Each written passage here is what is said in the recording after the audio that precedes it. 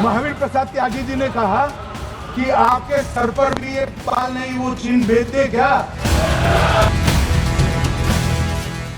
संसद के मानसून सत्र में जब गृह मंत्री अमित शाह ने जम्मू कश्मीर, पीओके और अक्साई चीन के मुद्दे पर बात की तो उन्होंने सीधे जवाहरलाल नेहरू को घेरा। इसी दौरान उन्होंने एक नाम खास तौर पर लिया। नाम था महावीर प्रसाद त्यागी। ये वो कांग्रेसी थे जो नेहरू को भी चुप करा देते थे। और इन्हीं का जिक्र करते हुए शाह ने संसद में कहा कि नेहरू ने 1962 के चीन युद्ध के बाद अक्साई चीन पर जो बयान दिया था वो हैरान करने वाला था। पहले जरा आप वो अमित शाह का बयान सुनिए जिसमें उन्होंने महावीर प्रसाद त्यागी का जिक्र किया है। फिर इस कांग्रेसी के बारे में आपको पूरी जानकारी देंगे जिसे सुनने के बाद आप भी हैरान रह जाएंगे। इतिहास के पन्नों में इनका नाम आज भी दर्ज है और कांग्रेसी इनसे आज भी कांपते हैं। महावीर प्रसाद त्यागी जी ने कहा कि आपके सर पर भी एक बाल नहीं, वो चीन भेज दे क्या?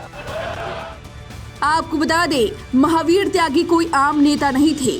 वो आजादी की लड़ाई में शामिल रहे, कई बार जेल गए और आजादी के बाद भी देश के विकास में लगातार सक्रिय रहे।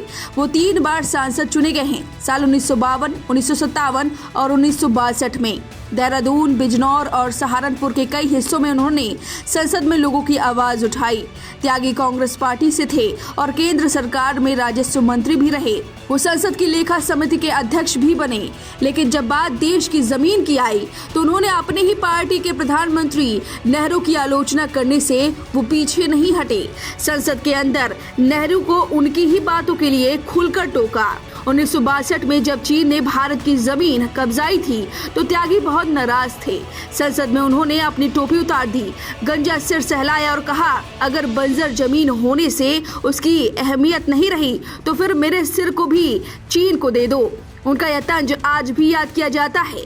महावीर त्यागी का जन्म मुरादाबाद के ढाबारासी गांव में हुआ था जो उनकी ननिहाल थी, लेकिन उनका असली घर बिजनौर के रतनगढ़ गांव में हुआ था। उन्होंने मेरठ से पढ़ाई की थी और जलियांवाला बाग कांड के बाद अंग्रेजों की सेना छोड़ दी थी। यहीं से उनके अंदर आजादी की आग भड़क उठी। गांधी जी के करीबी और आंदोलन के सच्चे सिपाही महावीर त्यागी महात्मा गांधी के बेहद करीबी माने जाते थे। उन्होंने देहरादून में गांधी जी की एक सभा भी करवाई थी जिसमें बड़ी संख्या में लोग शामिल हुए थे। लोगों ने गांधी जी को आर्थिक मदद के लिए थैली भी भेंट की थी। त्यागी 11 बार जेल गए हैं लेकिन कभी झुके नहीं। वो देशभक्त पहले थे, पार्टी के भक्त बाद में। और ऐसा ही कुछ हाल अब शशि थरूर का है। शशि थरूर जो लगातार ऑपरेशन सिंदूर के बाद सरकार का साथ देते हुए नजर आ रहे हैं और अपनी पार्टियों के सदस्यों की नजरों में चुभते जा रहे हैं। अब इस खबर पर आपकी जो भी राय है हमें कमेंट करके जरूर बताएं।